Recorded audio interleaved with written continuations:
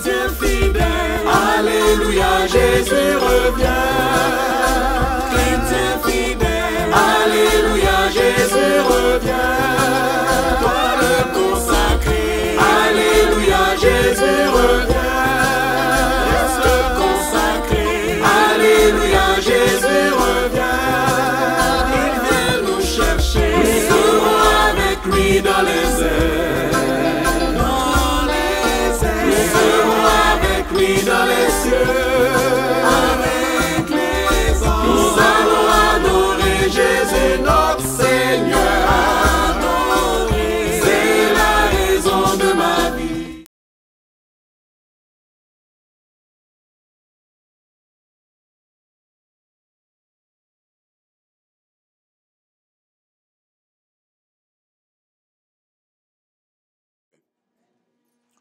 Alors, nous allons prendre la parole de Dieu dans Juge, le livre de Juge, Juge 11, du verset 1 à 11. Amen. Lisons. Jephthé le Galatite était un vaillant héros. Il était fils d'une femme prostituée et c'est Galate qui avait engendré Jephthé. La femme de Galate lui enfanta des fils qui, devenus grands, chassèrent Jephthé et lui dirent « Tu n'hériteras pas dans la maison de notre père, car tu es un fils d'une autre femme. » Et Jephthé s'enfuit, loin de ses frères, et habita dans le pays de Tob. Des gens de rien se rassemblèrent auprès de Jephthé, et ils faisaient avec lui des excursions. Quelque temps après, les fils d'Ammon firent la guerre à Israël. Et comme les fils d'Ammon faisaient la guerre à Israël, les anciens de Galate allèrent chercher Jephthé au pays de Tob. Ils dirent à Jephthé, « Viens, tu seras notre chef, et nous combattrons les fils d'Ammon. » Jephthé répondit aux anciens de Galate, « N'avez-vous pas eu de la haine pour moi? Et n'avez-vous pas chassé de la maison de mon père? Pourquoi venez-vous à moi maintenant que vous êtes dans la détresse? » Les anciens de Galate dirent à Jephthé, « Nous revenons à toi maintenant, afin que tu marches avec nous, que tu combattes les fils d'Ammon et que tu sois notre chef, celui de tous les habitants de Galate. » Jephthé répondit aux anciens de Galate, « Si vous me ramenez pour combattre les fils d'Ammon et que l'Éternel les livre devant moi, je serai votre chef. » Les anciens de Galate dirent à Jephthé, « Que l'Éternel nous entende et qu'il juge si nous ne faisons pas ce que tu dis. » Et Jephthé partit avec les anciens de Galate. Le peuple le mit à sa tête et l'établit comme chef. Et Jephthé répéta devant l'Éternel à Mipsa toutes les paroles qu'il avait prononcées. Amen. Alors, il y a quelques versets intéressants dans ce texte. Pour ceux qui travaillent directement dans la Bible, que c'est important de souligner. Le verset 1 dit, Jephthé, le Galadite, était un vaillant héros. Ça commence là, clair. C'est un vaillant héros. Amen. Ça, c'est le verdict de Dieu. C'est un vaillant. Il a fait quoi? Il n'a pas fait quoi? Ça n'intéresse personne. C'est Dieu qui a déclaré. Il est un vaillant.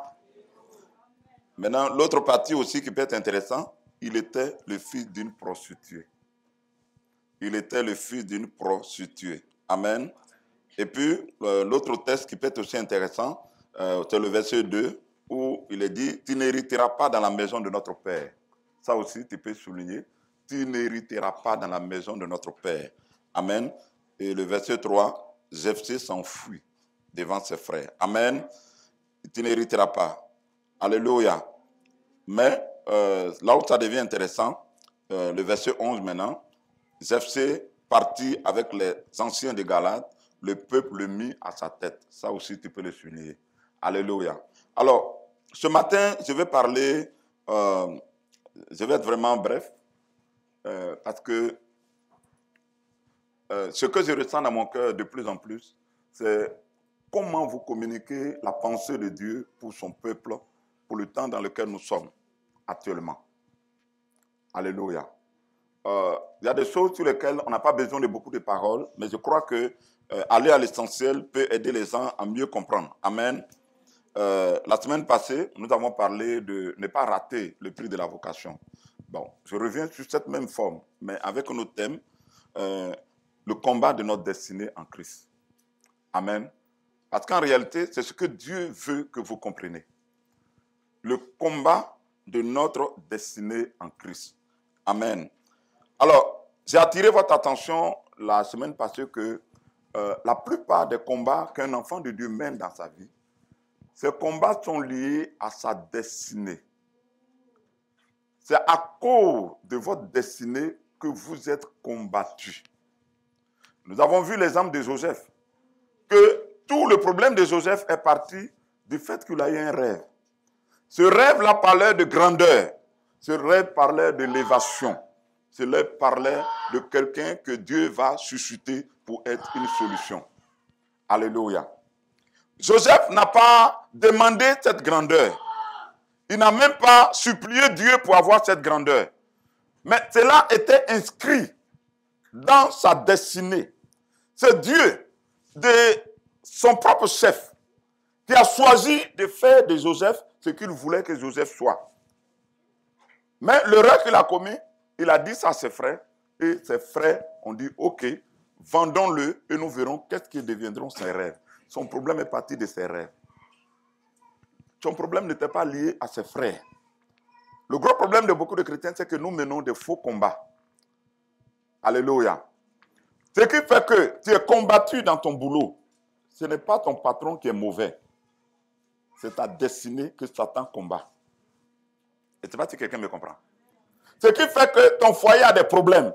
Ce n'est pas ton mari qui est mauvais, ce n'est pas ta femme qui est mauvaise. Mais c'est Satan qui essaie de vous combattre, mais combattre votre destinée. Parce que Satan est stratège. Et sa stratégie, c'est quoi? C'est de vous occuper avec des faux combats au point d'oublier le bon combat. Beaucoup croient que le combat, c'est le jour que les patrons vont mourir, ils seront en paix. Ces patrons-là me fatiguent. Alors, tout ton problème, c'est comment faire en sorte que ce patron-là, il n'a qu'à mourir. Ou bien, je vais changer de boulot. Je suis fatigué. Je change de boulot. Et puis, bon, je m'en vais ailleurs. Mais tu arrives là-bas encore, c'est plus le patron qui te fatigue, mais c'est maintenant un autre ouvrier qui est en train de te fatiguer. Et puis, bon, tu dis, bon, je change de boulot. Tu changes de boulot, tu changes de boulot. Mais l'atmosphère ne change pas. Mais arrête-toi, pose-toi la question. Qu'est-ce qui ne va pas? Je change de boulot, mais le combat continue. Le combat n'est pas lié au boulot. Le combat est lié à ta destinée. Satan t'occupe avec des faux combats pour que tu oublies le vrai combat. Le vrai combat, c'est ta destinée. Le vrai combat, c'est ton héritage en Christ. Quand vous êtes en Christ, vous avez un héritage. Cet héritage-là, c'est quoi? C'est la louange de la gloire à laquelle Dieu vous a appelé. Vous êtes appelé à rayonner dans le monde. La Bible dit que vous êtes la lumière du monde. Vous savez, aujourd'hui, j'ai béni Dieu. Nous partons en Haïti, on a une assemblée en Haïti. Nous partons au Rwanda, au Burundi, nous partons au Rwanda, nous partons en Côte d'Ivoire. Ouais, c'est bien, mais il y a quelques années en arrière, c'est un rêve où Dieu m'a dit, je t'enverrai à travers le monde pour parler de ma part. Mais quand Dieu le disait, humainement, je ne voyais pas où c'était possible. Mais après, il y a eu pas mal de combats dans ma vie. Mais toujours, Dieu me ramenait sur le texte d'Abraham. Quand Dieu a dit à Abraham, quitte ta maison, quitte la maison de ton père, va dans le territoire qui était dit. Quand Abraham est parti, la Bible dit qu'il y a une famine. Et dans cette famine, Abraham s'est retrouvé dans des difficultés. Au point qu'il a commencé à mentir pour essayer de trouver des solutions. Mais cette famine n'était pas venue pour rien. Elle était venue pour combattre Abraham par rapport à sa destinée. Est-ce que vous me comprenez? Beaucoup de combats arrivent, mais vous et moi, nous ratons.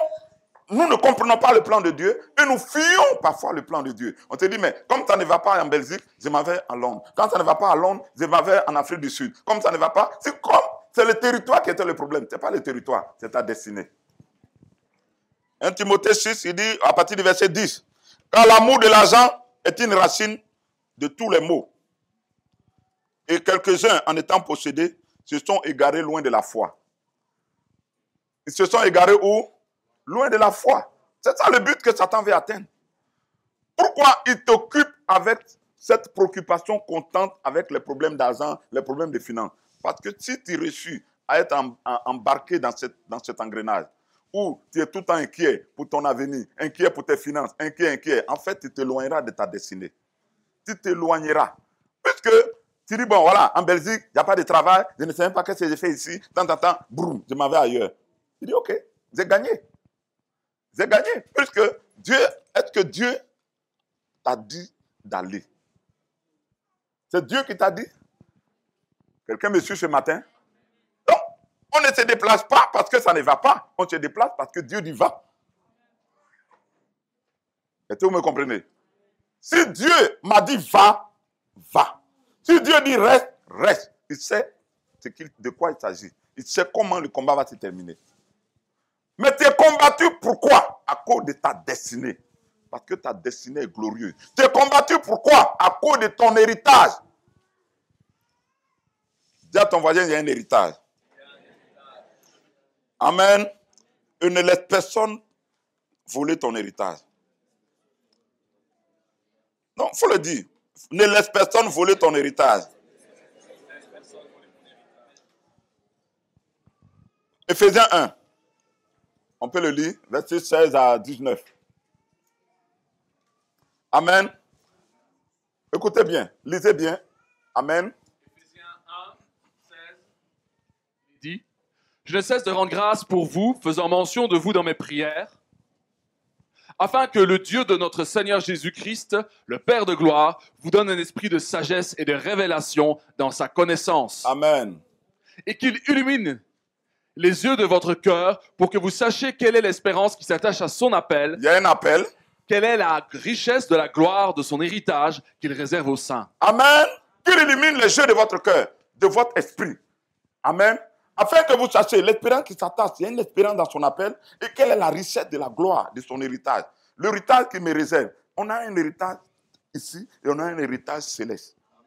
C'est ce que beaucoup ne comprennent pas. L'héritage ici, c'est la participation à la gloire de Dieu. Vous savez, quand vous commencez à laisser la gloire de Dieu se manifester, les gens sont heureux, ils sont bénis. Vous aussi, vous êtes heureux de voir que vous rendez des gens heureux.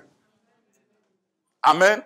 Vous avez travaillé pour que l'onction de grâce, je prends un exemple, vous avez commencé à prier pour que Dieu vous utilise dans la guérison divine. À un moment donné, Dieu vous utilise, vous guérissez les gens. Les gens sont guéris. Ceux qui sont malades, les gens qui ont le cancer sont guéris. On dit, ah, il est presque mort. Vous venez prier, il est guéri. Vous le voyez heureux. Sa famille est heureuse. Vous aussi, vous êtes heureux parce que vous voyez des gens heureux. Votre part, c'est cette gloire-là. Mais qui est glorifié, c'est Dieu. Mais vous participez dans cette gloire. Donc ici, ce n'est pas une question de talent naturel. Vos talents naturels ont des limites. Il y a des choses que vos talents naturels ne pourront pas faire. Il y a des cas, des situations où des gens auront besoin de vous avec vos talents naturels. Votre argent ne pourra pas amener un mort à la résurrection. Mais si pendant que vous êtes en train de comprendre que vous avez un héritage avec Dieu, quelle est la part de gloire que Dieu veut vous faire participer sur la terre? Vous avez compris, il y a une part de gloire que Dieu me réserve. C'est de sa gloire. Mais il y a un prix à payer. C'est que vous devez chercher à mener le bon combat pour votre héritage. Est-ce que vous me comprenez? Satan combat justement votre héritage. Alors, je termine avec Jephthé. La vie de Jephthé résume la pensée que Christ a pour nous. Cet homme est né d'une mère prostituée. Mais la bonne nouvelle, c'est que du point de vue des hommes, il était un homme impur. C'était un enfant bâtard. Son papa l'a eu avec une prostituée. Si on veut regarder du point de vue humain, il est désavantageux dans sa vie. Il n'est pas honorable. Mais quand la Bible le décrit, Dieu le décrit comme un vaillant héros. Et je suis là ce matin pour dire à quelqu'un, c'est ce que tu es aux yeux de Dieu. Tu es un vaillant héros. Peu importe ce qu'a été ton passé. Le vaillant héros que tu es en Christ n'est pas lié à ton passé. Ton papa peut avoir été un drogué, ta maman peut avoir été une prostituée, ta famille, même toi-même peut-être a été prostituée, peut-être tu as été la plus mauvaise des personnes, tu as été l'être qui a été la plus pire des personnes. Mais je suis là ce matin pour t'annoncer que même pire en Christ, tu deviens un héros.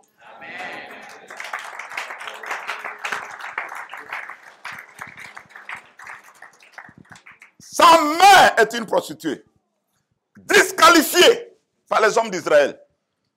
Mais le problème n'était pas là. Le problème, c'est que ses frères, à un moment donné, vont lui dire, tu n'as pas de part dans l'héritage. On l'a combattu pour son héritage. C'est ce que Satan fait avec vous, les enfants de Dieu. Le combat, c'est votre héritage. C'est comment faire pour vous occuper avec des soucis. Enfin, on vient de créer un souci. On veut l'occuper pour qu'il oublie son héritage. Or, lui, il avait compris que son héritage, en fait, ce n'est pas les biens matériels. Ce n'est pas l'argent que papa a laissé. Ce n'est pas le travail. Ce n'est pas la femme. Ce n'est pas la maison. Ce n'est pas ça mon héritage. Mon héritage, c'est ce que je suis appelé à être. Ma destinée en Christ. Sa destinée, c'est qu'il devait être un chef. C'est sa destinée. Il le savait. Donc, au lieu de rester là pour se battre avec ses frères, comme beaucoup restent dans les combats en train de se battre tout le temps, ça ne va pas ici, ça ne va pas là, ça ne va pas. Non! Vous menez un faux combat. C'est un faux combat. Si ça ne va pas dans tes finances, la Bible dit, déposez vos fardeaux aux pieds du Seigneur. Mais courez dans la carrière qui est ouverte. Là où il y a Christ, qui est l'auteur et le consommateur de votre foi. Cessez à accomplir votre destinée. Vous allez me dire, mais entre-temps, comme ça chauffe financièrement, on fait comment? Ne vous en faites pas. Dieu lui-même a dit, cherchez premièrement le royaume. Cherchez la justice de Dieu. Ça veut dire quoi? Cherchez l'accomplissement de votre destinée selon le plan divin que Dieu a établi pour vous. C'est ça le royaume de Dieu. Le royaume de Dieu, c'est Christ qui se manifeste en nous. Cherchez la manifestation de Dieu en vous. Cherchez à entrer dans le plan que Dieu a établi pour vous. Entrez dans la justice de Dieu. Cherchez à apporter des solutions aux hommes, aux femmes qui souffrent autour de vous. Devenez des solutions. Que cela soit votre préoccupation. Il n'a pas résisté à la conspiration de ses frères. Il a fui. Mais remarquez ce qu'il allait faire. Il allait se former. La Bible dit qu'il allait dans le pays de Tob et des gens de rien se sont assemblés autour de lui. Ils ont fait de lui les chefs. Et il faisait des excursions.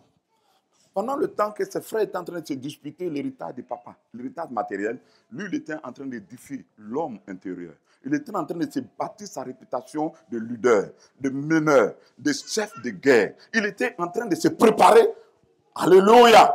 Parce que bientôt, on aura besoin de toi. Donc, quand vous comprenez ça, au lieu de faire des querelles inutiles avec votre femme, votre mari, votre travail, tout, j'en peux plus. C'est un faux combat. Le vrai combat, là, c'est bientôt, on aura besoin de moi. Bientôt, on va me solliciter. Mais quand le moment viendra où on va me solliciter, on va me trouver dans quel état? Dans la dépression, dans le découragement, où on va me trouver, je suis prêt à répondre. Est-ce que quelqu'un me comprend? Je suis prêt à répondre ou je suis déboussolé à cause de mes problèmes.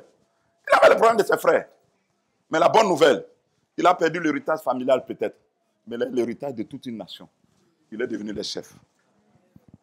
Quelqu'un me suit ce matin. Il est devenu le chef. Et je t'annonce ce matin que si tu déposes tes fardeaux, tu fais le vrai combat de ta destinée, très bientôt, tu seras la solution de ceux qui t'ont rejeté. Ceux qui t'ont maudit, ceux qui t'ont rejeté, viendront bientôt te solliciter pour aller les aider dans le combat qu'ils vivent. Et que ceux qui mènent le bon combat, ils entrent dans leur destinée. Qu'il en soit ainsi pour ta vie au nom de Jésus. Que Dieu te bénisse. Mène le bon combat.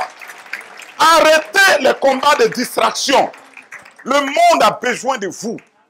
Pendant que les autres sont en train de terroriser le monde avec des explosions à gauche, à droite, le monde est terrorisé. Le monde a besoin de la lumière. Le monde a besoin des enfants de Dieu. Le drame, c'est qu'on a trop d'enfants de Dieu qui sont dans la religion. Ils viennent dimanche à l'église, ils écoutent la parole, ils retournent ce jour. Et beaucoup d'églises n'enseignent pas les chrétiens à entrer dans leur destinée. On en fait des fidèles. Les gens viennent, on dit Alléluia, Alléluia. Mais c'est pas ce que Jésus a dit. Jésus dit, vous êtes la lumière. Allez briller. Que les gens voient vos bonnes œuvres. Qu'ils voient et qu'ils glorifient votre Père. Qu'ils glorifient votre Père. Il y a des bonnes œuvres que Dieu a préparées d'avance pour toi afin que tu les pratiques. Ephésiens 2, verset 10. C'est préparé. Est-ce que vous me comprenez?